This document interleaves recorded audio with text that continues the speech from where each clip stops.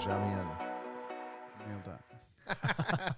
Adjamian, I always mess it up because it's a D and a J. Yeah. You know, Brazilian Jiu-Jitsu black belt, Robert Drysdale black belt, Yes, sir. world champion, Masters world champion, and medical spa owner Yep. in Las Vegas, That's Nevada. That's right. Thanks for having me. Thanks for coming, man. Always In the a good middle time. of the pandemic, we're like 5 feet away. Well, I think there's a lot out there that people don't understand. And there's a lot of fear out there of the unknown, and people are being extra cautious. I have a background in medicine myself. I was a medic. That's for right. 10 You were years. EMT, right? That's right. So I have a good understanding of like what's really going on Mm. compared to like what people think are Right. going on. Or at least I think I have a good understanding of it, based on what I've seen. What I've Man, read. it's interesting. Yeah, I forgot about that. You were an EMT for a while, Mhm. right? Almost 9 years, something like 9 that. years. Feels like a lifetime ago. Wow. And so did you weren't part of the you didn't become a firefighter, or you thinking? No, my days as a medic were a means to an end to get into law school. Oh. And I was the first kid in my entire family to get into a university. I got accepted to UCLA, and Mhm. I was working 84 hours a week. Wow. Going to school there. It was cool because it wasn't a difficult subject for me. I was studying philosophy. I mean, it came real easy to me. Uh-huh. I picked up on things easily, so I didn't have to be in class all the time, Uh-huh. and I did really well. But that's about it there. I mean, It wasn't something that you wanted to pursue later on. It was just a means to an end for you to go to law school. yeah, that's exactly what it was a means Okay. to an end. You have to have an undergraduate degree to get into law. It's either Right. going to be in math or philosophy or something that's going to be, or English, they say, is really good for it. Okay. And then I got into law school. But the EMT, you were working as an EMT for 9 years. Mm-hmm. That's right. So how did that happen, or how did you get pulled into that direction? I was dating a girl at the time that became an EMT, and then I thought about it. I'm like, hey, you know what? It's good work, and you get days off because you can work long hours, and I Okay. just needed a job. Okay. So I worked, and then something got into me in my closer to my mid-20s, unfortunately, and I kind of got my sense together, and I started going to school and trying to make something happen there. And it was a great thing to have a job where you work Monday, Wednesday, Friday, but you're still working full time. So Tuesday, Thursday, you can just be in class from morning till night. Okay. And it was a great way for me to make money and go to school at the same time. And we had to make money. We're talking recession, So this is what, 2009? Okay. I actually got accepted to Berkeley and couldn't go because of the recession. Oh, okay. Okay. Yeah. That's crazy, huh? That's interesting. I totally forgot about that. Totally spaced that. So yeah, you must be. It's an interesting time for you too, right? To kind of see this COVID-19. Who knows what's going on for me?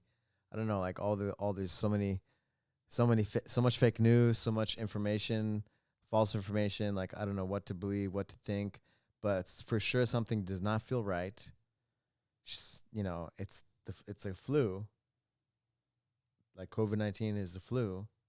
A It's like the version of the flu, flu, right? No, coronavirus is different than the flu itself. Flu is an influenza virus. Coronavirus it feels like the flu. There was this guy, what Dr. I Bruce understand. Lipton, and he basically said it's the flu. It's just a version of the flu. You can look at it that way, but Yeah. I don't think it's in the same exact category. I'm not sure.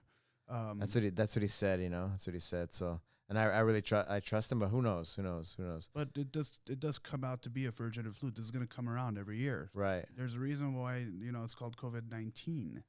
That's the year that it was discovered. Right. There's a bunch of different COVIDs. Right. There's a bunch of that coronaviruses that have happened right? in the past, Like the SARS and different things. Right. So I'm not like is it a version of the flu? I guess you could say that. Yeah. But, the flu virus is a very specific strain that keeps mutating every year that we have to keep vaccinating, right? Right. Coronavirus is not the flu virus, in my opinion. I don't No. know. But it's like the flu. It's like getting the seasonal like flu. Yeah. I've read the symptoms, the same thing.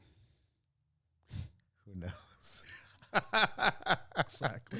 We were talking about how you felt like you got it in January, right? Yeah, so you my were wife in the Bahamas, right? My wife and I were in the Bahamas, and like we could hear people sneezing in the airplane on the way there, and like people sounding sick, and I was like, shoot. And 4 days later, right after New Year, me and my wife get horribly sick, like a really, really bad flu. Okay. So then we put the pieces together, 4-day incubation period, really, really bad flu, but it felt different than any other flu I've ever had. I'm like, we probably already caught it. And so I'm waiting for those retroactive tests to come out. Because if they do come out and I was able to test and show that I had it, my blood type is wanted badly. What's your blood type? AB positive.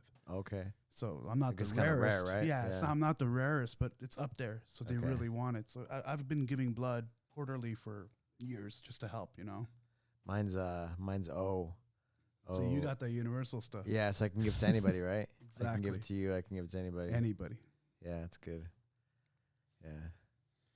Yeah, who knows, man? Who knows with all this stuff? Like I went to this like health place like this last week, I was telling you, and they said that they test for the some people if they've had it or have it, right? The antibodies in the blood. So they do a COVID-19 test. And they said a third of the people that come in have tested positive that they've had it already.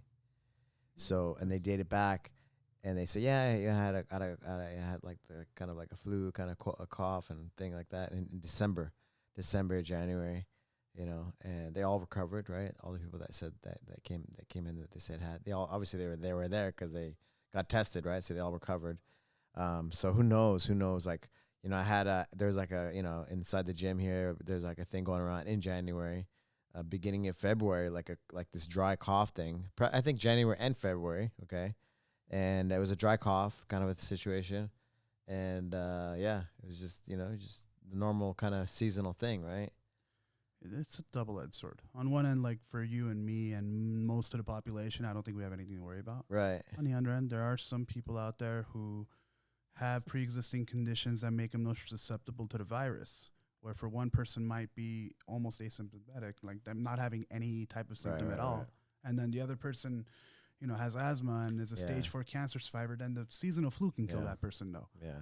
It's really weird. I don't know where to go with it. I don't know, because I guess the unknown, right, is the big thing for me too. It's like just the unknown, like the unknown. Is it fake or is it real? I mean, like there's a lot of people dying. I mean, supposedly, I don't know, man. I don't know. Like, like they're showing like the news or emergency rooms in Italy when they're saying it's New York City. Like they're doing like, man, how can you make a mistake like that? It's not just that, it's fear mongering, right? I mean, it's some things like what's that? Like people eat that up, man. They want to. Yeah, I guess they want. It's a part of like human nature. Like we want to feel something, right? And so fear is one of those things, right? Absolutely. So people are attracted to it, and so they just keep it going. Well, it's completely shut me down. So you're no more medical spot, no more business. And we're doing fine, and we're gonna get through this, and everybody's things are gonna go back to normal. Apply for the loans, do the things that you can do. Do the things. If you're listening out here and you have a small business and your people have been laid off or you can't pay your people because of this COVID-19, there are loans out there that are forgivable at SBA.gov that will help you out. I've applied for it. Yeah, payroll protection. You can pay your rent for your business. You can pay your employees and keep things moving as this happens. It's great. I'm really thankful for it, honestly. Yeah. We'll see what we get, right? Yeah. Who knows? We'll see what we get. Yeah, we'll see what happens. At the end of the day. But either way, we'll be fine. Everybody's in the same boat, right? Right. Pretty much. Yeah. Some are luckier than others are able to work, Yeah. At the same time, they put themselves in risk. My younger brother became a nurse last year. Okay. So he's out there treating people, taking the risk. He's on the front line. Where is he at right now? He's actually dealing with like home health stuff, like people who are in homes that are getting they need home care. Oh. So it's actually, believe it or not, the higher end of the population, but it's all elderly people. They all have to be quarantined. They all have to be very careful. My dad's in a home right now. Yeah, so you know what I'm talking about. My wife's grandma's in a home. We're worried about her. If there's an outbreak in there, most of the people in there aren't going to survive because those are people who are at the end of life. You know what I mean? When they're in their mid-80s to 90s. Yeah. And then on the other end, you hear about the 104-year-old guy who just recovered, right? They went to the streets of in Armenia, and they're like, aren't you worried about the coronavirus? And they're like, what? You're talking about, you know, it's like, what are you doing to prevent, you know, they're out in the streets, you know, like, Like, I mean, you go to the Armenian markets and all the old people are out there, like, aren't you supposed to be at home? Like, you know, we're shutting everything down to protect you guys. And he's like, they're like, we got to do stuff, man. We gotta, you know, make the food. We gotta whatever they're doing, whatever business they have. But I tell you one thing: the one good silver lining in all of this is that I've gotten to spend so much time with my family. Yeah, And not worry about work, not worry about training, not worry about anything else, and just hang out with them. Now, don't get me wrong. After about a week and a half about that, doing that, my wife and I want to kill each other, but still, it was nice, you know, just chilling and hanging out and having no responsibility at all. At that point, you're stuck at home. For sure. You know, the old guys in Armenia when they did the interview, you know, they're like, it's like, what are you doing to prevent, you know, from getting coronavirus? And they're like, just shots of vodka. Yeah, they're saying vodka. It's good. It's put enough vodka in your system and coronavirus won't survive. Man, that is Armenian mentality. Yeah. What kind of business things? I always like to talk to you about, like, marketing and business. Just business things, you know. We always have good conversation. I mean, drop some knowledge for me. You know, I've opened multiple businesses since I've met you. Actually, first was 3J's, which was a nutrition company. It was one of the first online nutrition coaching companies out there before Twitter and Facebook and all that got all involved, you know. And then I actually came home from training here one day at your place at Legacy, and it was after I got married, and I opened the door, and my wife looks at me and she goes, "I'm depressed. I don't want to be a housewife. Let's move to Vegas and open a school." I mean, not a school, excuse me. Let's move to Vegas and open a med spa. And I'm like, okay, you know, like, let's do it. My business was online, the whole 3J thing. I could have gone anywhere in the world and made money. So I saw it as an opportunity to diversify my portfolio. The mistake I made is in the process, I thought I'd be able to diversify it for 7 months and then come back and let someone else take care of it. And you know very well that no one's going to take care of your business as well as you are. So we ended up staying out there. I love Vegas. I love the atmosphere. I love not having traffic. You know what? If LA stayed like this, I'd move back. The traffic was gone, you know. Right. So we opened up, and it's eerily nice, right? Yeah, it is. And I remember we were about to move and we were about to open up, and I turned to you and I'm like, so, like, you know, you got any advice? And you go, you literally turned to me and you said, sink or swim. That's it. Those were the two things. What was it? Sink or swim. That's exactly what you said to me. For what? I'm like, you know, you got any advice on how I should run my business and this and that? For I don't know if you remember. You literally said, that phrase has stuck with me since. Sink or swim. So we got there and we moved into a little 700 square foot apartment, and because it's a med spa, my wife was working and I was the one at home, you know. So we just kind of built it from there, and we learned Instagram, and we learned Facebook, and we learned Facebook marketing. Always studying, always learning, always moving forward with stuff. You taught me a lot of stuff, honestly, about marketing. And you know, along the line, I think I picked up a few things myself. So for the last 8 years, I've been doing. You know, when you're a business owner, you wear a lot of different hats. I'm the janitor, I'm the plumber. You know, I do my own work in there with SMP. I'm sure we'll talk about that later, but there's a lot of things that you do as a business owner. What's it called? SMP. SMP? Yeah. What's SMP? Scalp micropigmentation. Oh, okay. So it's a med spa. We can offer a bunch of different things, you know. We do like laser hair removal, laser cosmetics, Botox. My wife does something called microblading. It's the manual eyebrows, method of right? tattooing eyebrows. And I do something called scalp micropigmentation, which is the pretty much you're tattooing on hair-like follicles on the head. Yeah. So it's something that's come out. So you do more of the guys and she does the girls? No, I actually do women as well, because she does brows. Only I do the head. Oh, I see. So completely different procedure. So women get that too? Women will spend more money on it than men, believe it or not. Okay. Women will spend more money overall on beauty, more than men. But this whole SMP thing is really, really cool, because you're pretty much tapping into that billion-dollar hair transplant industry. Okay? You're giving people who pretty much cannot afford or do not have enough hair on the back of their heads for transplants another option. And so in that sense, it's a fraction of the price of hair transplants, and it looks really good. It looks really real, you know? doesn't change green or blue like people would think a tattoo would. We actually keep it at a saturation of gray at all times. How dark that saturation, how dark is your skin tone, you know, where are you from? You treat someone who's from Switzerland differently than you treat someone from Nigeria, for example, right? And there's a lot of money to be made in it. They say one of the most traumatic things for men, right, is losing the hair, going bald. Yeah, it is. And, you know, it never bothered me because I kept looking in the mirror and I was like, hey, all right, I'm losing the hair. I'm just going to shave my head. I started shaving my head way before I needed to. Yeah. You know, and I didn't care. My wife cared. You know, she got on my case about it, but I didn't. I was like, you always had short hair, right? Yeah. And then when I discovered this thing and I started looking into it and I was like, oh my God, like this is a possibility. It became like this like light bulb in my head that just turned on, you know, and I'm like, I have to learn this and I have to apply it because when I started doing it in Vegas, I think I was the third artist. So the third artist out in artist. Vegas. Yeah, in Vegas. So it was early on, infancy. It took a while for it to build up. I bet it's grown a lot, right? And now, yeah, it has. You know, we were actually having a record-breaking month in March before all of this kind of broke out and cut us down. Like it was amazing. Wow. And then, you know, with that, we also branch out to like training in permanent training cosmetics. people how to do it. Yeah, so she teaches microblading, I teach SMP. So those are two separate businesses right there. And then you have my business, and then you have the other business, and it's a lot to do, and it takes some focus. You know, it takes having a good team. I don't know how you feel about that. I mean, I'm sure you feel the same way I do. It took me a long time to find the right set of people to work in my office so that they get along and they, you know, my goal is to make sure my employees come to work and don't feel like employees.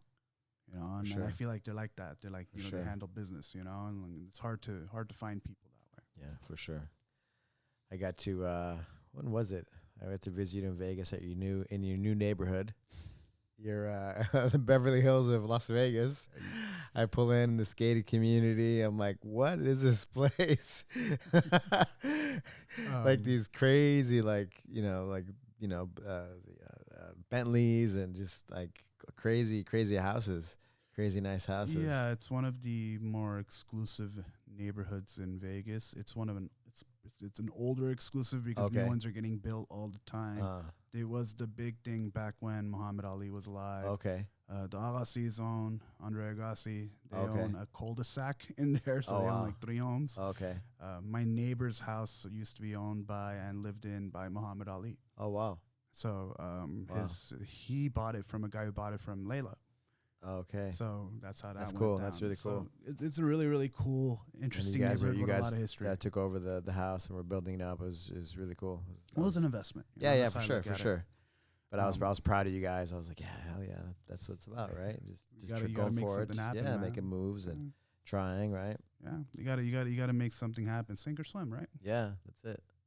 And you know, success is nothing more than a bunch of failures and not giving up in the process, right? Pretty much. So, just goes back to the mindset. No matter what you do in business, however you want to look at it, you better be ready to put in the work. You know, that whole 3%er. You know, so you got to be one of those 3%ers. You gotta keep going no matter what. You got to keep trying no matter how hard it is, no matter how many times you fail, no matter how many mistakes you make. And I've ate some bad pills in business and learned the hard way on a couple of things. And there's no better way to learn it, in my opinion, because you'll never make that same mistake again. Until you do. Then hopefully you learn your lesson again, you know. You know, it's kind of like jiu-jitsu almost. Kind of humbles you. Right, for sure. And the people who have that grit, want to keep coming back, are the people who are going to make it. Yeah. Simple as that, right? It's like a black belt in jiu-jitsu. Yeah, exactly what I compare it to. Or it's like a competitor in jiu-jitsu. You don't have to be a black belt. You just be a competitor, a person who focuses on, you know, you compete once a month like that, you know. At that point, your focus is consistently, I don't care how much I lose. I don't care if I don't make the podium. I'm just going to keep trying to get better every time. And that's the goal in life. That's what being a martial artist is the pursuit of perfection without ever reaching it, probably. Yeah, that's it. How did you get into jiu-jitsu?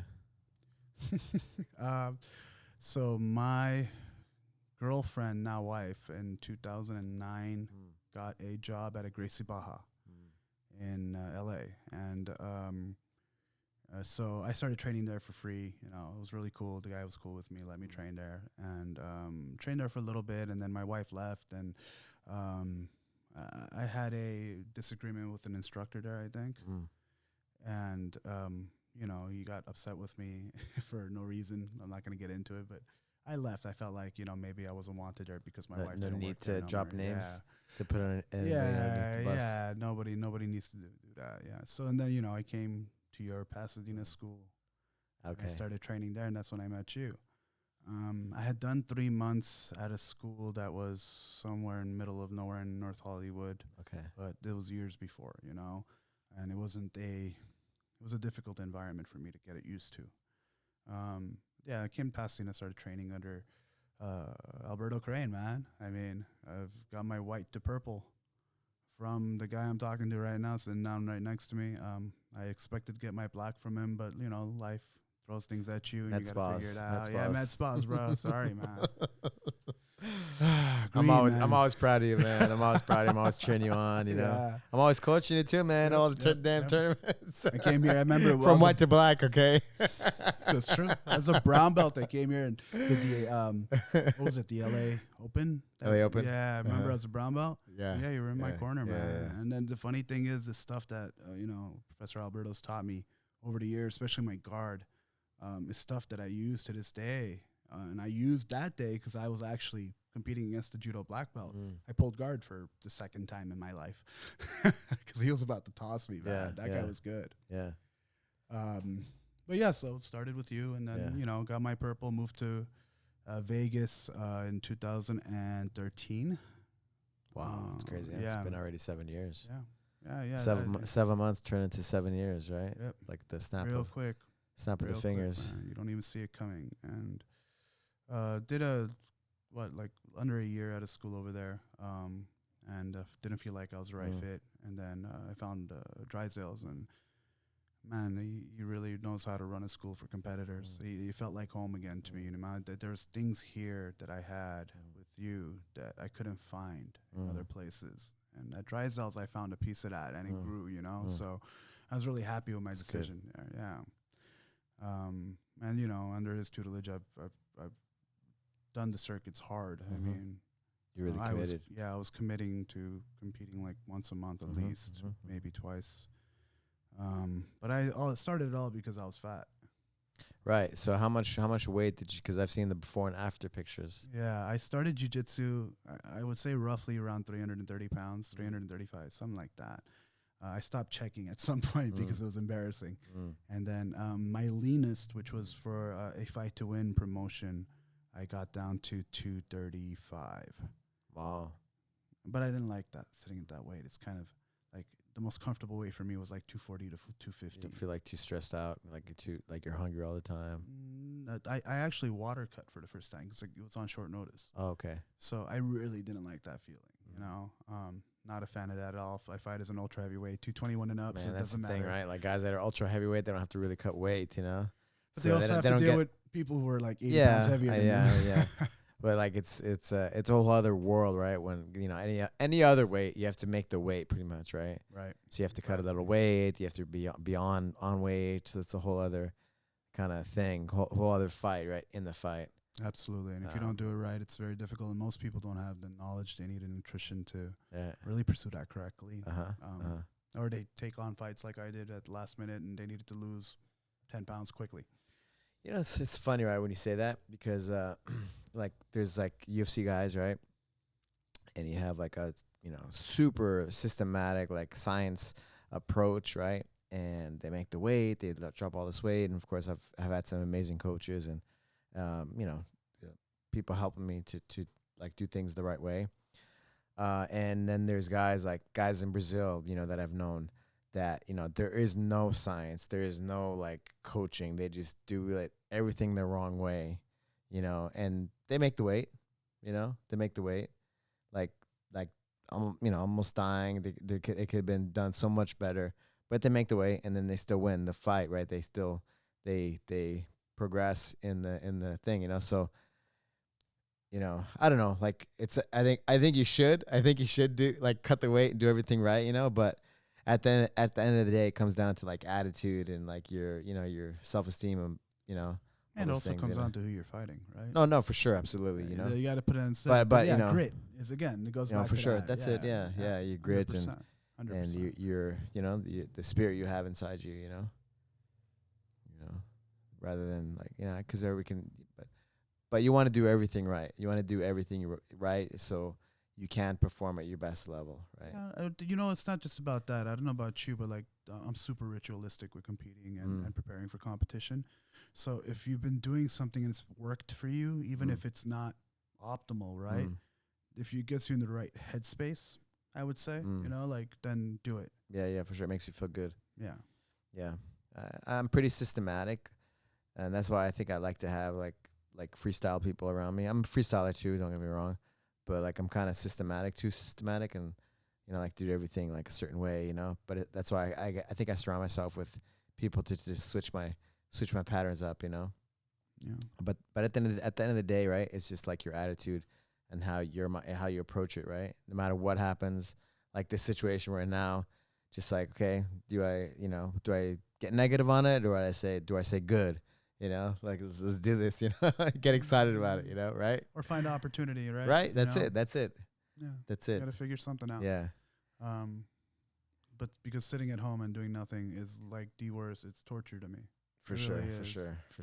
It's so great to hang out with you, man. It is. What an opportunity, like I'm doing all these calls, and I did a Zoom, but man, just to sit face to face with you, like, thank you, man. Oh, you're welcome. Thank you for coming in. Yeah, of course. What I mean? I've been looking forward to doing this up until the other time we spoke about it. And I was in town. We tried, and come on, if Alberto Crane is gonna have a podcast, I definitely want to be on that podcast. I have to be on that podcast. What do you mean? Yeah, man. So you lost 100 pounds in your jiu-jitsu journey. I'm gonna brag about you. Okay, so you lost 100 pounds. It was just a hobby thing, right? And then you started like, I'm gonna compete, like for real. And I don't know if I talked to you, but like every month you like really made a schedule, just like you've done everything, and to be successful in your life, you're just consistent with it. And you attacked it year after year. And then was it the Master Worlds or the Pans? It was the Pans, right? For that you won the Pans. Yeah, my last major was Pans.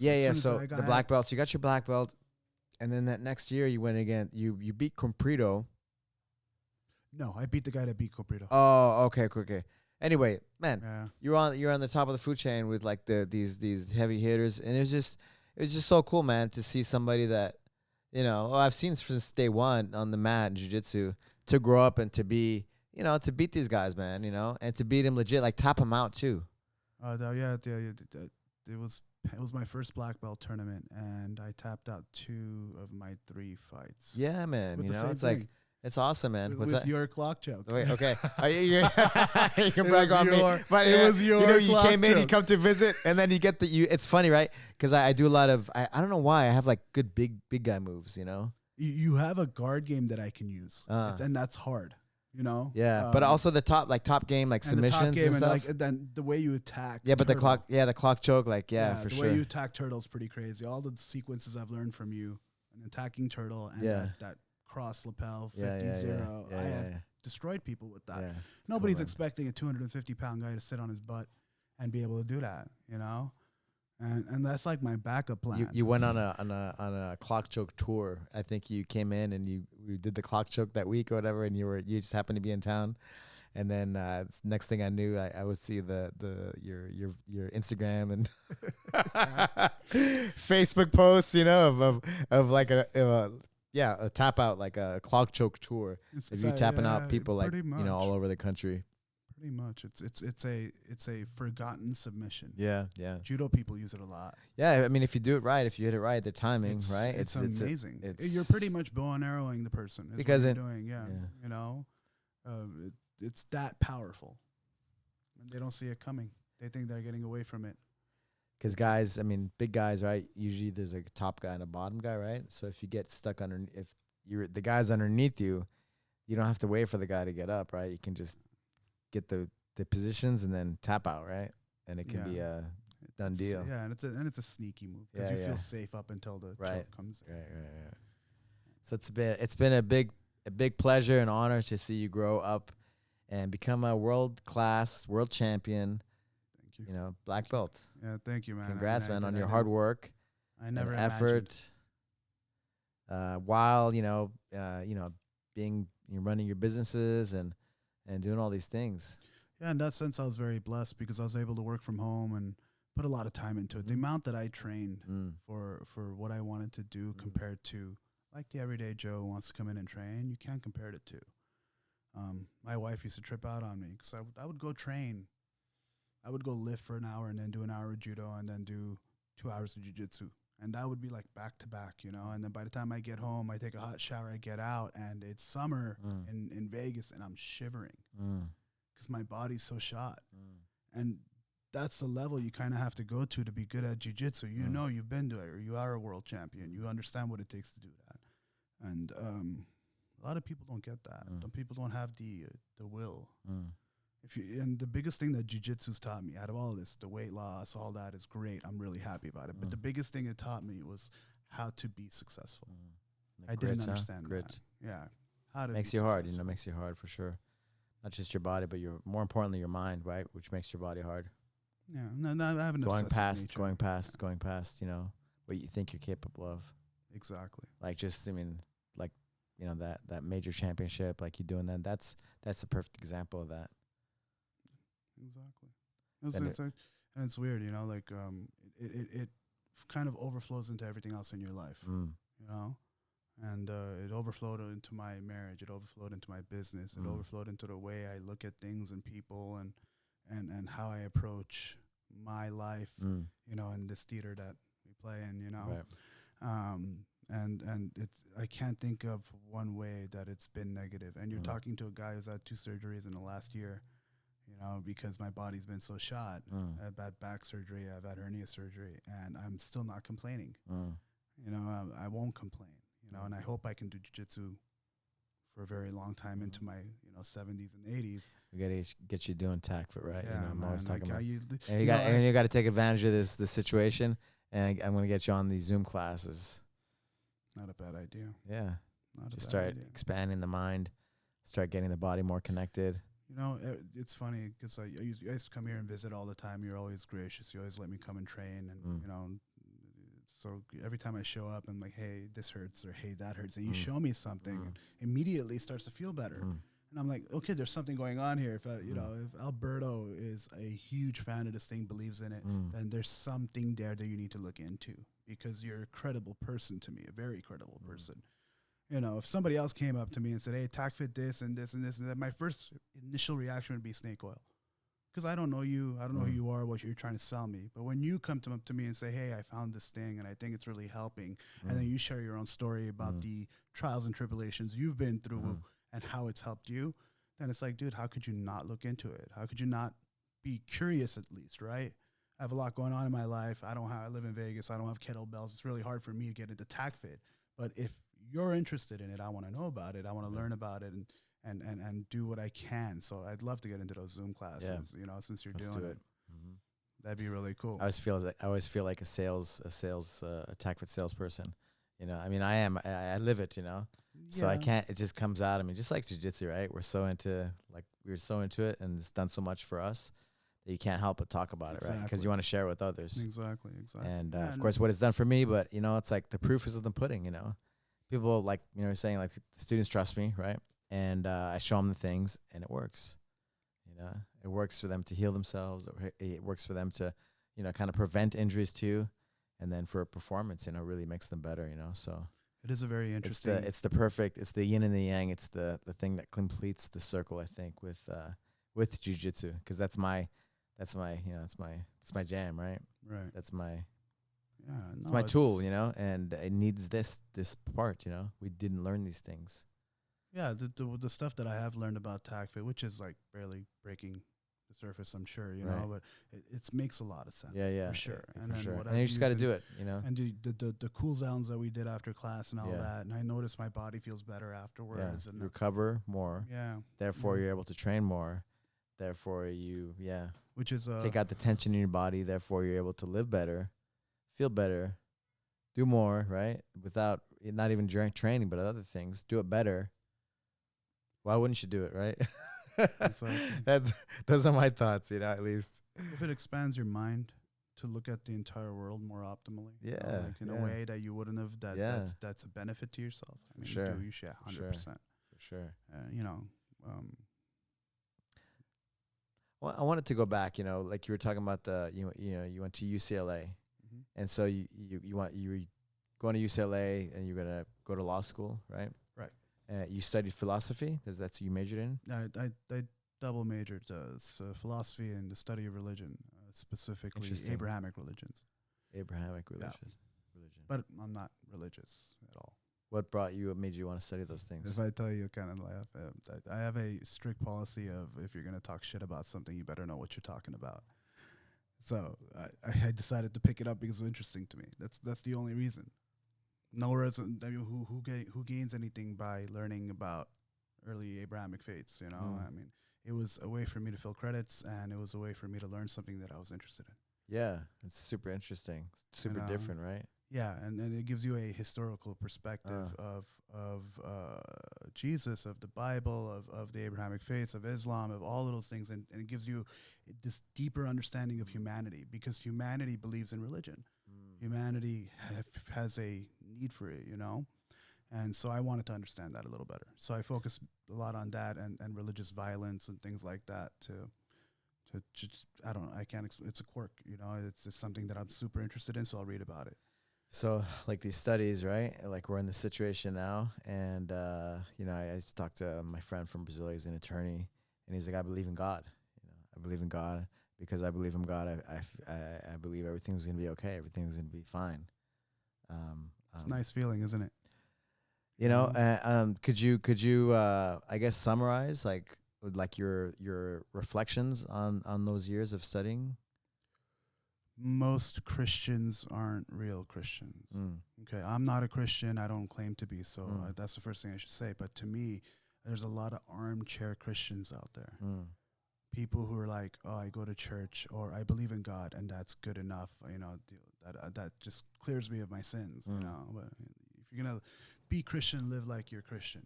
Nobody's saying don't be Christian or don't be Muslim or don't be Jewish. I don't care. None of my business. Be whatever makes you happy. But if you're going to be something and claim it, don't half-ass it. You're Christian, be Christian, go to church, do the things that you think is right in your religion. Be a good person.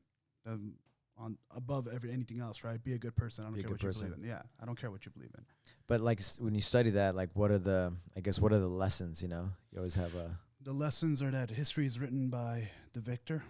So the version that you read is not the version that may have happened. I read that different rulers over time will bend things into their perspective. Perfect example of when Christianity got ruined was Constantine. So this guy worshipped Sol Invictus, which is pretty much the sun. Okay, and he himself was venerated. So veneration means to be worshipped as an emperor, right? Constantine. And then you have the Council of Nicaea, who sat there and took all these different gospels and decided what goes in there. If you look at Jesus and what he did as a person, historically what we know about him, right? He was equal with women. He sat with anyone, ate with anyone. All foods were clean, right? Then you look at Constantine, a man his religion is about war. Women are not equal. Who was Constantine? He was an emperor. He was a Roman emperor. He was a Roman emperor that brought Christianity to Rome as a national. He's the one who brought Christianity. Yeah, so he brought it to Rome as a national faith, and he did that because he saw the growing protests, and he couldn't quell the issues in his own city with people who were Christian and people who weren't. So there was a lot of discrimination and persecution, and these Christians would keep growing no matter what he did. So instead of going against the grain, he went with it and made Christianity the national religion. Now, Rome has a history. And thus began the Roman Catholic religion, huh? Rome has a history of conquering and then giving thanks to the God of the people that they conquered.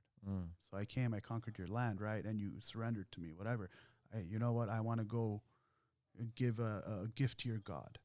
They had a way of meshing everything together because they believed in a pantheon. It was no issue for them. Oh, you have a god? Hey, don't worry, you can come be with Zeus too. That was their ideology, you know, and their theology. It was all accepting, all encompassing. But then when you have this like, That would probably appease the people, right? That they were respecting their gods. yeah, so it helps, you know. And so look at how much power religion has. It has so much power that the emperors knew. They were smart enough that even when they conquered a land, to go and give a offering to the god of the land, because they knew the impact it would cause, right? So religion is really, really, really strange to me because it makes people act in a way without any rational knowledge. You know, faith has no rationality in it. Faith is void of data. It's void of anything you can empirically measure. It's a feeling. It's a thing, right? But it's so powerful. You'll go to war for it. You'll kill your neighbor for it, right? A lot of people have in the past. We've seen it in our histories. We've had genocides, right? I mean, so it's the more I try to learn about the human psychology and the state it's in and the way people become violent and the way you find peace, the more I have a better perspective of who I am, right? So that's pretty much what it's been for me. And in religion, it's been nothing more than, hey, I want to go to class and actually be interested in what I'm looking at. And you know, I gotta. It's interesting. We're gonna hang out another day and talk more. I'm interested in hearing these. Yeah. And these stories. I gotta give it to a guy, Scott Barchi. He was the head of that department at UCLA. He's retired now, and he was the foremost researcher, and he himself was a German bishop. Archbishop. Okay. So, and he and I would have amazing conversations because I would immediately hold this position of prove to me that there is a God. And he would be able to do that in a sensible way where when he teaches his classes, there's no theology involved. It's everything that's plausible in history, like historical fact, right? There is no theology involved. He doesn't say God is this and you should do Easter this way or no. It's just the works of Jesus, what we know. You know, the works of Abraham, you know, and how him and his brother split, and you know, all the history. And that's what made me so happy to take that course, because there was even an ounce of theology in it. I wouldn't be interested in it. I don't care about theology. It doesn't show. I don't have any interest in theology and rituals like that. I was raised Catholic, you know. I was a good little Catholic boy, you know. Communion and baptized, communion. I did everything, you know. I even got married in an Armenian Catholic church. Is your wife Catholic or is she Orthodox? No. They just had here in Glendale. They had the so she was cool Catholic Armenian. Usually worked, they're usually they're not Orthodox. that I was, usually Armenians are Orthodox, right? Christians, but or like Protestant, right? If you're like Protestant, which is Protestant, right? Protestant's more a European thing. Well, I guess you're Orthodox. Either Catholic or Orthodox. Well, honestly. Protestant, what I mean is like they can marry and have families and stuff. Right. More so than like Catholic. If you're a priest, you mean? Yeah, if you're a priest, you can't have. You sell it basically. You're celibate. Yeah. If you're Catholic, that's crazy. So you're Armenian Catholic. I don't believe in anything enough to be celibate. I'm sorry, man. I don't know, man. I don't even. We won't even go there, you know. But some years ago. I went with my dad. His health is declining, and one of his bucket list things was to go to Israel. Oh, no way. Okay. Yeah, and so I took him to Jerusalem, and I learned a lot of things, man. You have your Christian quarter, you have your Muslim quarter, right? You have your Jewish quarter, and you have your Armenian quarter. Exactly. And so I was like, wow, the Armenians have their own quarter in Jerusalem. First nation in the world to accept Christianity nationally. Right. You're going to get a little piece of that, right? Yeah, but it's super interesting because then you go to the Christian quarter. And have you ever been to Jerusalem? No, I have not. Okay. So you go into the Christian quarter and you go into the church or the place that everybody's visiting and lighting candles and things like that. And you go into the basement because everything's built on top of each other. So you go into the basement and you look around and it's Armenian churches, Armenian writing, right? Because everything's so old, right? So they're built on top of each other, right? And then you go into there's another level. There were 2 levels, I remember. And you go into the next level, and again, it's Armenian writing, Armenian churches. And I'm like, interesting. How is this? What is going on here? And it had such, like what happened? Well, with that, I'm So, not exactly sure. Right? Yeah, you got to Yeah, go I'm back not to school. exactly- yeah, I'd have to go back to school. I only, I'm really, I only have a I'm piece of gonna. the pie You should with look. that. You should look it up and or do some You have to research, l- and you have to we'll look talk at, again. Yeah, you have to look at the history of Christianity. It's so violent, you know? Right, So, for sure. So you know, like, But that's people- like those are that's like prime real estate, right? Jerusalem, right? Yeah, I mean, and I'm sure. And the fact that Armenians have a quarter, okay, that's one, and then two, you go to the Christian quarter, and it's like, man, it's like, it's like Armenia, right? In well, the think basement. about geographically where Armenia is, where Jerusalem is, and then where Greece and right, Rome is, right? right. It's easier to access. For Armenian, you don't have to cross the sea to get there, you know. So it probably came from both sides almost, right? Because the difference between Armenia and Rome taking on Christianity is not that much. I can't remember exactly what it is, but I think it was 200 years before Rome did it, or 150 years before Rome did it. Don't quote me. I can't Armenia? remember. Yeah. Yeah. So you have both sides coming this way, you know? I went to the church where the guy, where he got thrown in prison, right? Yeah. And, Khorvirap. yeah. Yeah. Khorvirap. So I went to that place in Armenia, and they told the story. And I went down to the basement where he was locked up, right? They closed that thing up. They don't let anybody down anymore. You're lucky you did. Really? Yeah. I guess a couple of people went down and had panic attacks or whatever. And Oh, yeah, they're because like, it's I'm done deep. with It's that. deep, Yeah, deep. yeah, I took it's the kids went down there, too. It's an ugly place to be for a very long time. That's for sure. Wow, yeah, right? No sun. Yeah. Yeah, it's crazy. Anyway, yeah, so super interesting, man. Super interesting, like the fact how old the Armenian culture is. I mean, part of me is like, man, like the Armenians, like the whole genocide thing, like they're good business people. Yeah, it's probably Like the part of the instinct. reason why the Turks kind of wanted him out. You know, Armenians are really good at business. They're loan sharks and money lenders, and you know, they ran high-end businesses in their land. In and Turkey, if you ask, I anywhere, mean, yeah, anywhere, anywhere, yeah. anywhere you go, an Armenian starts moving into your neighborhood, they're gonna beautify it to their terms of what beautiful is, but they're gonna beautify it. Lions and glass Yeah, man, glass you know doors, what's the up, glass bro. doors in You gotta Glendale. You gotta be gaudy like that. What do you mean? You gotta make sure people know where you're from. But you know, it's in the culture, and it's a culture that it's not being Armenian. It's being in a culture that has a base that is based upon honor and shame. Yeah, for sure. You know? I love going to Armenia. I love my kid. We love going to Armenia every summer. You know, it's just safe, right? And everybody's in, you know, like for sure, like, you know, you do things right, or you're going to be shamed and, you know, you're going to know about it, right? Exactly. You keep stuff clean. They're clean, a clean culture. I mean, you can be poor, right? But they still keep everything super clean, like these old Soviet, you know, buildings. Mm-hmm. It could be, you know, filthy, but no, it's not. Just pride and ownership, I think Right. is what it is, right? Pride and ownership, and making sure that people know that you're proud Yeah. and you have something to be proud about. Yeah. You know, and that's that honor shame system. I mean, mean, it's just, you know, it's interesting and it's fascinating for me.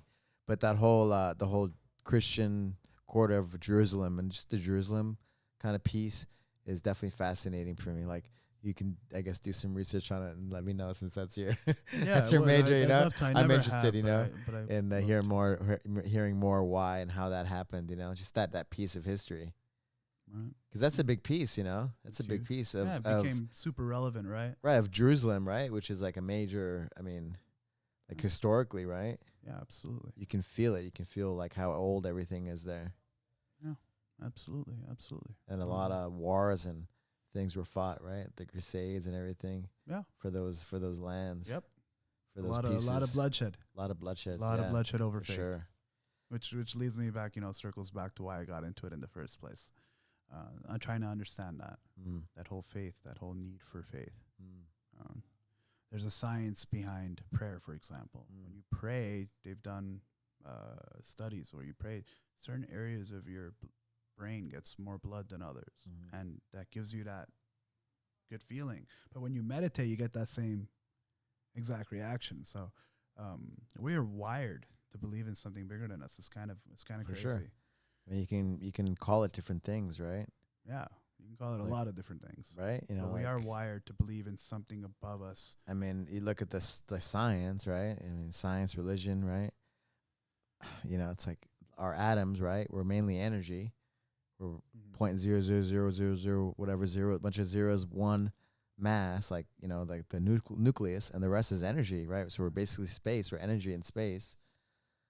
Right. And then So, you get like, into the quantum right, mechanics and things like well, that, and exactly, everything right. becomes this We big things we question don't mark. know. You know, we don't know anything yet. I don't act like I know anything. Right, but these things that raise our vibration, our energy level, you know, religion, whatever, you know, different things that raise your energy level. Jiu-Jitsu. Yeah, jiu-jitsu You is know? my religion. You If I know? were to have a religion, it'd be jiu-jitsu. You know, but just different things that raise your level, they make you better, right? And so, I mean, that's what religion should be about. It just makes you a better person, right?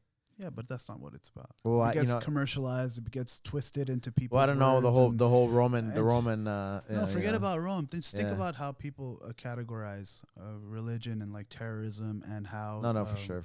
You know, you get like some people justify the killing of a person based on their faith. Yeah, for sure. And then that's where it's like, that's the most interesting part to me. Not the fact that he killed the person, that's horrible.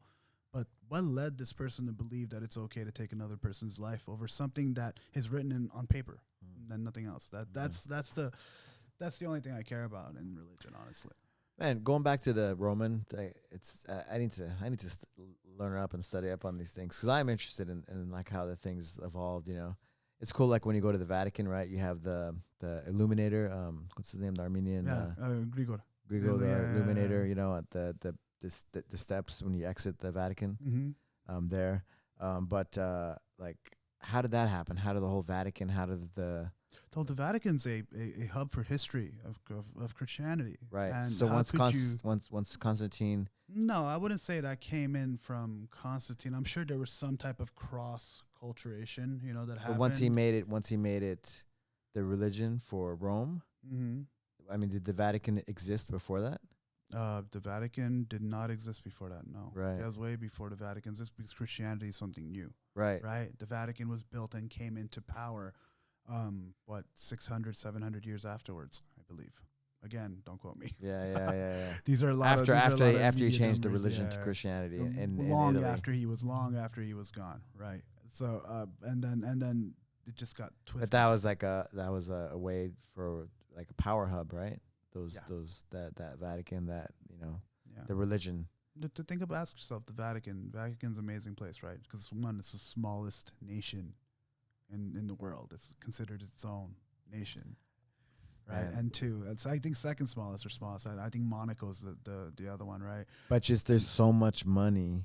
Forget about the money. I want to get into their vaults. I want to know what's in their vault. Man, Why I went can't to- I I get went to- access to that? I got Why like a can't people tour do that? with the, you know, because I was with the TAC Fits. I was with the Galazi guy. He was, you know, security. You know, he was security for a lot of the celebrities, and, you know, even for the president of Italy. So we went into the security areas, you know, and they had like these, you know, the guns, like the what do you call it?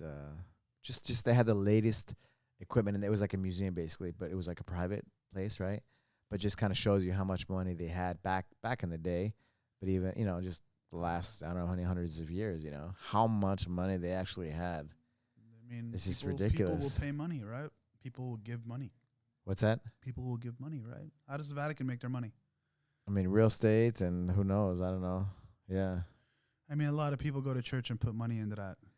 Like, you know, like I mean, the like, Vatican's, it's so ingrained in people, right? Growing up with the church, and, you know, forget about the pedophile stuff now, right? But like, and who knows, you know? But just that people grow up with that faith, right? It's so ingrained in you that you always feel that love and that belonging, and it's probably done a lot for you, your self-esteem and who you are as a person, right? And so you always want to feel like you want to give back and support that house that made you, because there's a lot of good things that have come out of there, right? Yeah, of course. I'm not sitting here bashing one religion. Right. But I'm just saying, like, it's a community too, right? It's a community too. There's a lot of people who have used faith to make themselves better, and I think that's a beautiful thing. Yeah, there's a lot of goodness, right? That have come out, but there's a lot of bad guys too, right? But that's everywhere. Right, it's everywhere. It just sucks, you know, because it's such a, such a positive thing, and so much like my mom and my grandmother, they were just so religious. They're religious, right? Yeah, it just sucks, because it kind of hurts them, and like it's all intertwined too, right? That's one bad Your apple. mom and your just people that are super religious in your family, and you grew up with that, and so there's a love in your heart. Like even me, okay, I grew up Catholic, but maybe I'm not like the churchgoer and the Catholic, like that. But and I studied like different science things, and but there's still like love in my heart for the, the Catholic Church. Probably Just because because, you had some good memories. well, with it I it's I wouldn't ingrained. I wouldn't mind putting on a cross, Yeah. you I mean, that's your faith. That's your you right know, to even like believe in. seeing Armenians the cross, like I like it, whatever, it's subconscious. Be and let other people be, man. Yeah, but I have, I'm open to everything, right? I'm open to everything. and that's why It's all about love and helping people like be their and best. that's why you are who you are. It is what it is. Yeah. Like I said, man. Yeah. As long as you're a good person. We I don't totally care. went into like this Yeah, religious out of thing. nowhere, I mean, yeah, it's interesting though, man. It It's is, interesting. it I is, didn't it's know that very you interesting. went down this you did that actually. Religion. Yeah, it was Philosophy and religion. Yeah. Yeah. They kind of go hand in hand. believe it or Yeah. not. Yeah. And then from there, you pretty much right after you got into jiu-jitsu? Let me see. I graduated from UCLA early. Yeah, right after. Yeah, you're right. I pretty much got into jiu-jitsu while I was going to school at Valley into UCLA. Yeah. Pretty much it was right before. And man, I love jiu-jitsu. Man, I remember those first couple days I started taking classes and then I couldn't sleep without thinking about it. I couldn't get up without thinking about it. It was Well, you started you were super heavy though, right? oh man, I was chunky So as hell. why were you so heavy? I had a caused eating that? disorder. I had Eating a binge disorder. eating disorder. Okay. And I would eat and eat and eat. I probably would eat 8,000-9,000 calories a day because it becomes this vicious cycle. You Sure. eat because you're depressed about something. Maybe it's the way you look. Maybe it's something you said somewhere. Maybe it's whatever. Yeah. You're embarrassed, and then so you make yourself feel better with food, and then you feel bad because you just ate and you don't like the way you look, so you go and eat food again. Yeah, so it becomes this vicious Right, cycle right. of continually. Right. And your body's addicted to the chemicals and the foods and I couldn't go it's to a bed at cycle. night without feeling like I was absolutely full to the point of throwing up. I couldn't fall asleep. wow. I'd get up in the middle of the night, go to 7-Eleven and buy 5,000 calories worth of food. And then you start to learn and you research and you realize that, hey, okay, I need to do something or I'm gonna die. What was something causing that for you to eat extra or just I was depressed. That's all. I was out of shape and depressed. I can't exactly put a finger on it. But because you were in school and you were doing no, the EMT? I wasn't in school. I was an EMT, but being an EMT is horrible because you're working 24-hour shifts in an ambulance. You got something we call posting gut, where you just sit on your ass doing nothing all the time, and you just keep eating, right? And so I just had an unhealthy lifestyle, and I was depressed about everything. I was in the right place in my head. I was on antidepressants, and then all of a sudden, jiu-jitsu comes in and just kicks everything out of my life that's negative, and I needed that, And so it wasn't just technique in this; it was the community that I was in, camaraderie, the brotherhood, the having an instructor that you can listen to that can guide you, and as he's guiding you, teaching you, and you're going through these like little revelations when you learn a little thing that helps you move forward a little better every single, couple months or a couple of years sometimes, right? Because it's tough to find those. It helps you understand yourself, and so that it helps you when you better understand who you are. It helps you love yourself a little more, right? And when you start to love yourself a little more, you start to do better for yourself. And it just kind of, like I said, it overflowed into the other things in my life. I just started my nutrition business. At the same time I started jiu-jitsu. Because as soon as I started and I saw I had a formula that I did the research, I did the plan, I put everything together, and I had a formula and I was losing the weight. I was like, boom, I can do this for other people. And it worked out great, It was very successful. Still is, but now I only take like high-end clients. I I don't do everyday people. You're too busy with your med spa. Yeah, exactly. Too busy. There's more money to be made, believe it or not. And you got to go where the money is, minus the passion, right? Sure. There's a passion on the side, but you got to worry about putting food on the table. Yeah, for sure. And the dream is, and I've told you this over the years, how many times the dream is to have what you have, to have this beautiful school that's huge, that has 3, 4, 5, 6 different disciplines in it, right under the same roof, and just do what you love for the rest of your life. That's all you got to do. Show up and do what you love. Oh, jiu-jitsu? Cool. Let's do that. Yeah. I'm not bothered by that. Tac fit, great. I'm going in, throw some clubballs around, have a good time, feel good about myself, and go home. It's a vacation to me. It's not a job. Right. And I would love to do that. That would be my dream. But right now we are where we are, and I'm really happy. I'm still changing lives, right? People cry after they get off my seat and after I'm done with them because they haven't had hair on their head for since they were 21 years old. There's people who are that bad. So it's really cool, man. And for those of you out there who are considering becoming self-employed, there's no other thing in the world that is more scary but also can be more rewarding than working for yourself, especially if you're changing other people's lives in the process, right? Don't be scared to take that risk is what I can say, I guess. And because if you don't take the risk, you'll never know. Everything's a process, right? Yeah. And it's just about chance. You can play it safe and keep your hourly job and never make more than this set amount that you're gonna make, and maybe that makes you happy. Maybe you're minimalist. What do I know? I used to think, because I want people to be their best, black belts of mine and stuff, and I thought everybody should have their own school, But as I've gotten older and I'm just more experienced, I don't think everybody should have their own school. They're better working. Yeah, exactly. And they actually do better being together, or say under, but being together with somebody that's running the thing. It's because I want everybody to be their best, and I think sometimes it's actually better for them to be. Yeah. See, but you're a bit more trusting than I am. I won't go into business with anybody unless it's a huge business. Well, they can be an employee even, Oh yeah, what I'm saying. Yeah, like being okay. I get what you're saying. Yeah, you're not talking about a partner. And they do, and I don't really like that either. But they can totally thrive, thrive a lot more. Absolutely. Being under or working with, But what does that say about them? In my opinion, what does that say about you if you're you have to be able to face your demons and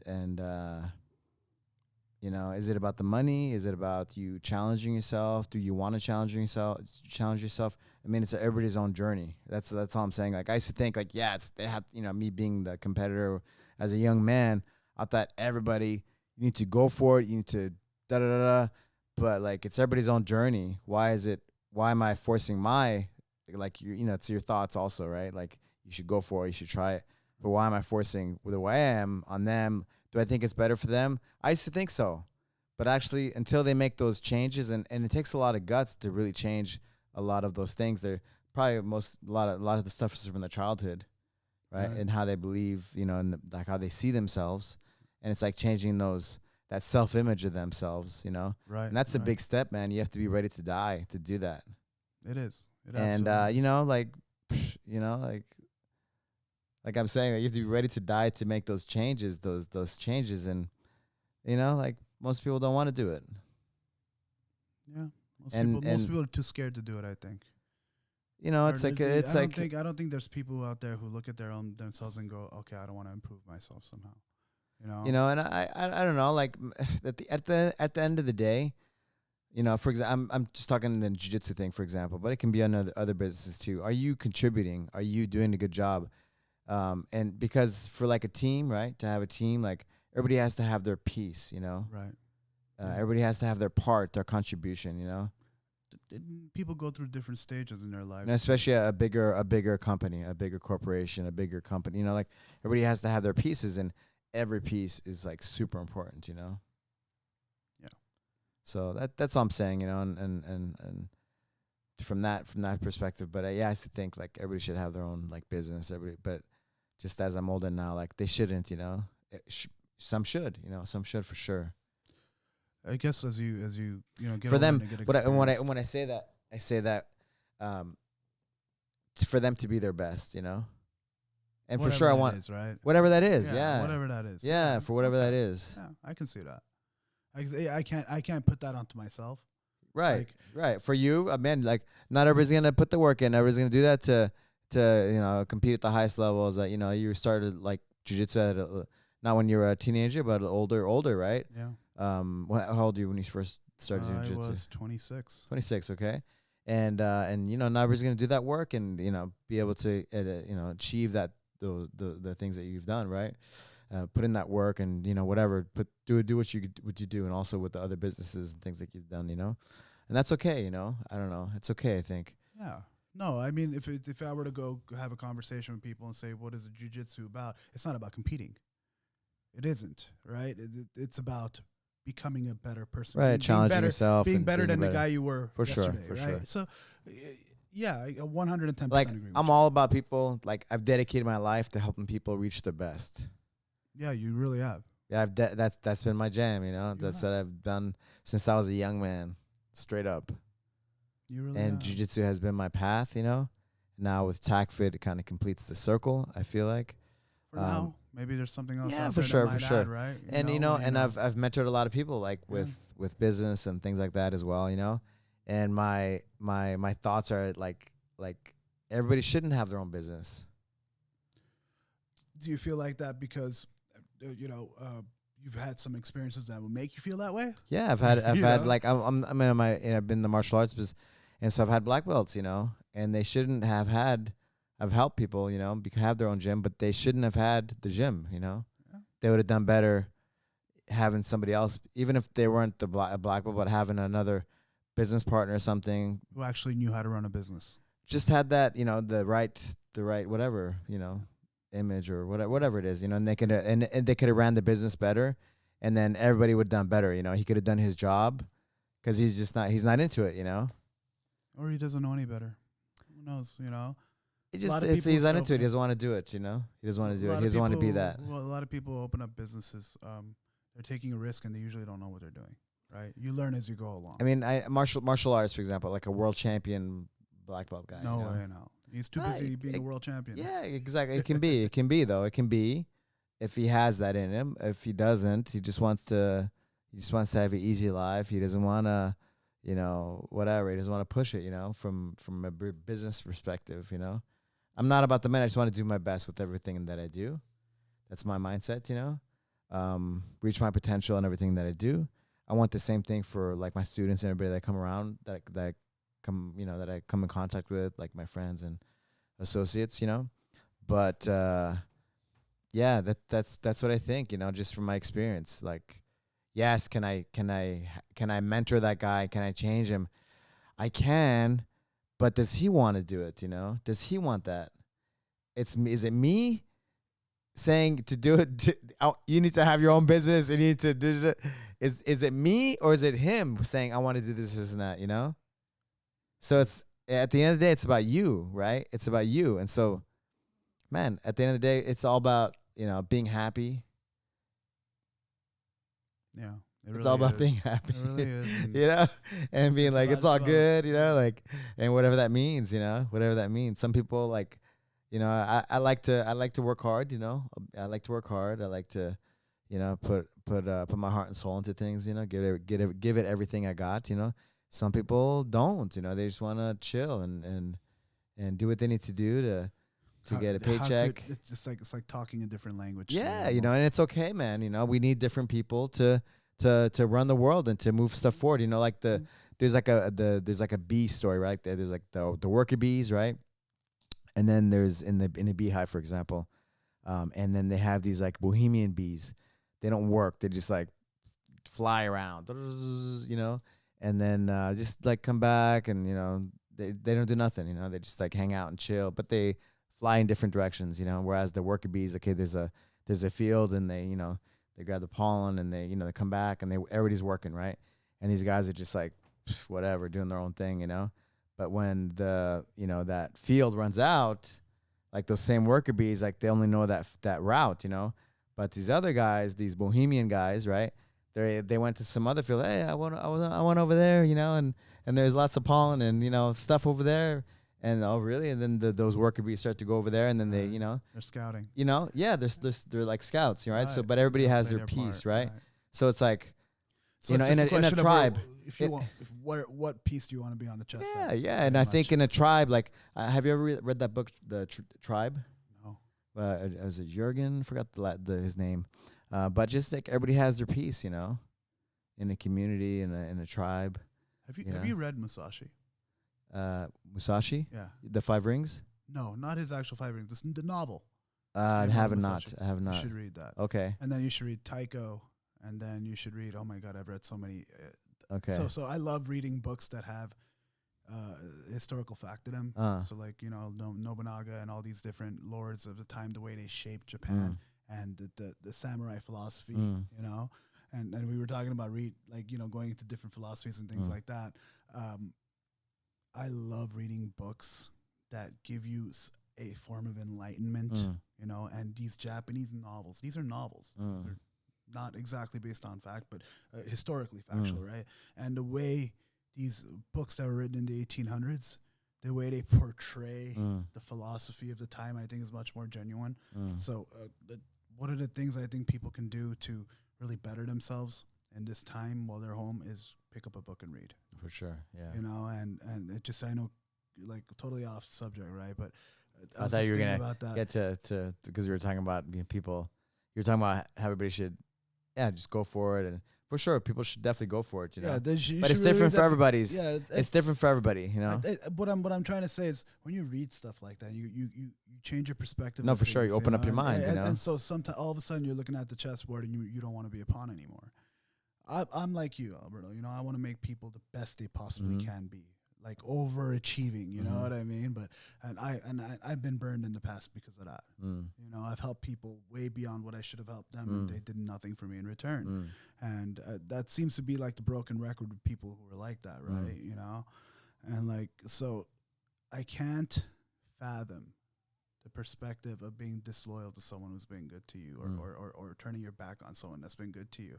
And so loyalty is such an important thing to me because I treat people the way I want to be treated, right? And like when people don't treat me that way, I wonder, like, what did I do? I mean, it's another. I think it's another same situation. Just everybody's different, you know. Everybody's different, and we need all types of people to kind of make the world, you know, balance itself out. You know, some people are going to be loyal, and you know, for sure, I'm definitely attracted to people like that. You know. Like people treat you like a certain way, you want to give homage, and I think it definitely helps you in your life, you know, become better and reach your potential. Because if you kind of take away stuff, there's always that in the back of your head, right? You don't have peace of mind because you know deep down, you know that, you know, hey, I didn't do that was something that was right, you know. I think, you know, and I think the whole going back to the book, right? The samurai mentality, the way they would show loyalty. Sure. I mean, don't get me wrong. There's some things there that are wrong too, that are blind. Sure. You know, but I find a lot of comfort in that culture for some reason. So I try to learn from it. And for sure, there's codes, there's honor, and there's a lot of great things. And it seems like people forgotten about that. Yeah. And that's what's wrong with the world in my eyes. I mean, that's why martial arts schools, I think, are super important. You know. Absolutely. On so many different levels. But that's one of the things, you know, like, you know, just honor, respect, and like the culture that you kind of gain, right? Exactly. Like you're saying, like, you know, you're way overweight in a, you know, you were killing yourself with a cycle that wasn't going to stop. And then you came in and this guy choked you out or whatever, you know, you arm bars you and something like that, you know? It's not just that. It's you are not the first person people want to look at and roll with when you're 335 right. But still, like, it was challenging for you, and it got you focused, you know. It made you feel alive, right? And probably more so than whatever that you were the chemicals you were putting in your body, right? You're getting addicted to, you know, from antidepressants to garbage food to just, you know, it was like a crazy cycle, right? That you had to kind of break. It was absolutely horrible, and it probably saved my life. When people say jiu-jitsu saved my life, I mean, it probably saved my life. At least it added a lot of years to it, you know. But I can't imagine where I would be without it. I attribute like much of my success in my life and the person I am today, and this flawed perspective I have of people where I want to help them and I want them to treat me the same way. It comes from jiu-jitsu because on the mats, you can't lie to the other person. You know, there's this like beauty, there's this truth to being on the mats and rolling that I can't find anywhere else in my life. I try to find it in other places, but I can't, you know? And I think that's the most attractive thing about it. And so if you want to change yourself, do something that you really love. I think is the story that ends up coming out of this is finding a passion in something, something you're super, super passionate in. That's going to enrich your life no matter what. For sure. You know? Absolutely. It doesn't matter what let it be basketball. You know, we talk about religion and those kinds of things, and like hard work or doing something that you're passionate about that, you know, raises your energy level in your body and your being, right? That's exactly. Like it's you can say it's it's a religious experience, right? It absolutely like is. Being work. It's like meditation, right? At the highest level. When like being focused on something. When you're that focused, when you're that committed to something, I agree. I think it's one of the coolest things I've ever experienced in my life. You know, I've experienced some pretty cool things. You've been traveling around the world. Yeah, man. The last few years. Got really lucky. As soon as I got married, I hadn't left the United States, right?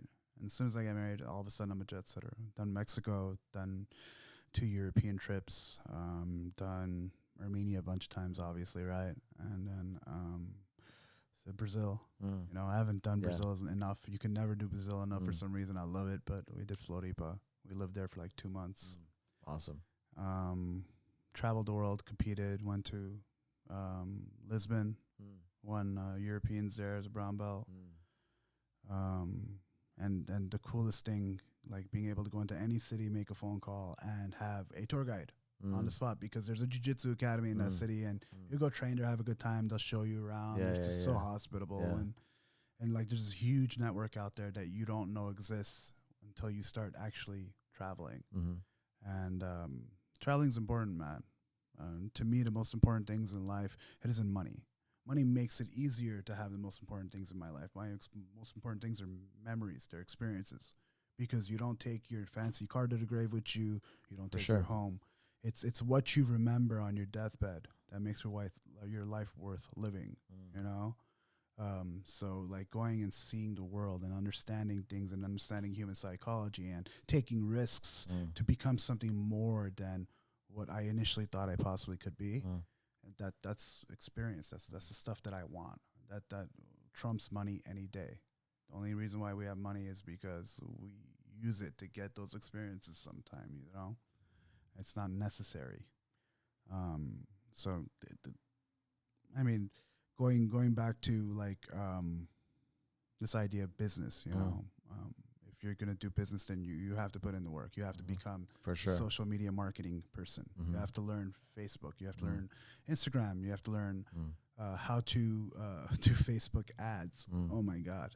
If you know the pains I've gone through with Facebook, do you know how hard it is to get a before and after picture up on Facebook when you want to do Facebook ads? It's impossible, nearly. There's so many restrictions. They're extremely anything that makes the person feel bad. Okay, you can't say baldness, for example. You can't say the word baldness; they won't prove it. So all those AI, artificial intelligence bots, right? I could teach a course on Facebook marketing alone, how to get around these policies so that you get approved correctly. You know. And not to say that I'm violating Facebook policies, but the algorithm isn't always right, you know, and it makes it very difficult for you to show the work that you want to do. And this is a problem for a lot of artists out there, right? A lot of people who work in the permanent makeup industry, permanent cosmetics, anybody who has to show up before and after can't do it and pay for it to be seen, because, you know, Facebook, with the algorithm changes they've done over the last year, I don't know if you've noticed, but they're bottlenecking things. So where once you would come up just because you were followed, now you only come up with the person regularly interacts with you. So you have to keep following these Facebook and Instagram algorithms to make sure you're staying on top of it. And it's getting harder and harder and harder. And the only way to cut through the competition now, and they're doing this on purpose, is to spend money. 3-second video view used to cost me 2/1000ths of a penny for someone to look at my video for 3 seconds on Facebook. 2/1000ths of a penny. That's how low I got it. Okay. And now it costs me $1.43 to get 1,000 people. So look at how much it's come up. So they're doing what they have to do as soon as a business becomes a corporation, right? And you have stocks involved, things like that. They have to do what's best for their shareholders, right? So they keep trying to squeeze money out of you. And all this like data mining and collecting and things like that is crazy. It's crazy, man. I say robot vacuum around my wife. Coming, man. Yeah, it's we coming. have a conversation about a robot vacuum. All of a sudden, Facebook's full of robot vacuum ads. I'm like, seriously, are you reading me? Like Big Brother, the cameras in the wall? What's going on? It's happening. We're already there, you know. Matrix is here. It's crazy, man. The way the world is changing is nuts, dude. And more people online all day long now. It's just getting smarter and smarter and smarter. Yeah. It is what it is, right? And be a good person, right? Powerhouse. At the end of the day. That's Treat people nice. Because the robots are coming. That's horrible. And train jiu-jitsu. And robot jiu-jitsu, because arm bars aren't going to work. Man, do you have any regrets in your life? Plenty, man. What's a big regret you've had in your life? Not starting jiu-jitsu earlier. Okay. That's a huge regret, actually. But are you talking about like big regrets? Yeah. I regret not spending more time with my grandma, for example, like before she passed. I was a kid, I was younger, but like that's one of the regrets I had, that I didn't spend more time with family when I had the opportunity to. So now it's a huge thing in my life to spend as much time with family as I possibly can, right? Because I think about my grandmother and I think about like, man, this woman like loved me and I barely went to see her. So that was a huge regret for me. The other regrets is just like, I feel like I wasted away a part of my life before I found jiu-jitsu. You get like, I spent so many years in this hole. I could have done so much more with myself if I had taken those years and applied them the way I've applied the last 10 years of my life, right? I really wish I was smarter. I wish I had a better foundation when I was younger. Smarter like how? Smarter like I had my dad. Okay, so let me give you some background. My dad dropped out of school in the 8th grade in the Middle East to take care of my family. My grandfather was a drunk. Okay, so it was him. He was the main. Your family, your dad was from where? Iraq? Iran. No, we're Armenian. Right, but yeah, but my dad was born in Iran. Iran, okay. Yeah. So he was born there, but the fully autonomous Armenian community there. Of course, yeah. And so like my dad was a very, very hard worker. He'd work 6 days a week, 12 hours a day. But, his education level wasn't that high. But he was street smart, right? And so when I looked at my dad and the way he processed things, it didn't give me much to process in terms of becoming an educated person, right? He was not to say that he's stupid, he's smart, but he didn't go to college, he didn't do these things. And then I compare my life to like my wife, her dad came here when he was like 16, got a degree. He's a civil engineer, makes good money, financially stable, very smart with business.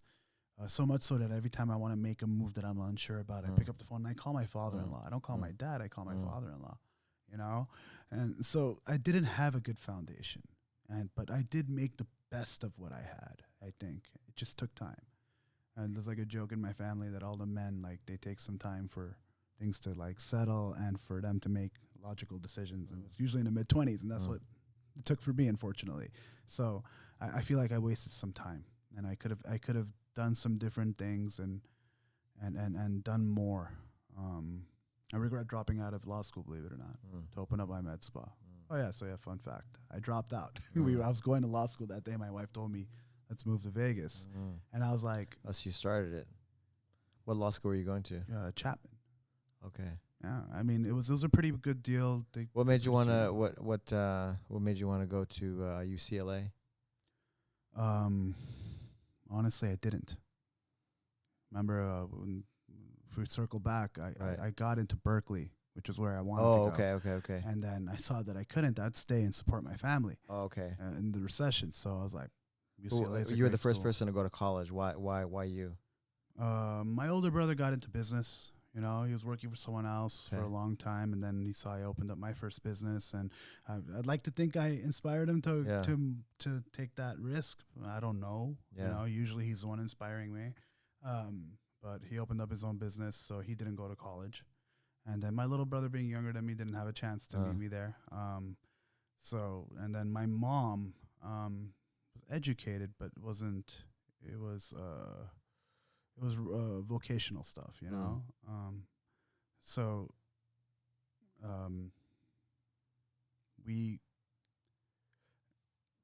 lost track of where I am. Jeez. We're talking about. I was just asking you, like, why you decided to go to college. You know, Yeah, why you were the first one out of your family to go. My dad used to take me to work with him. He's an electrician. That's what he does for a living. And I decided I didn't want to work with my hands like that. And it's kind of funny because I went to school and you know, gained something, and then opened up my own business and gained something else.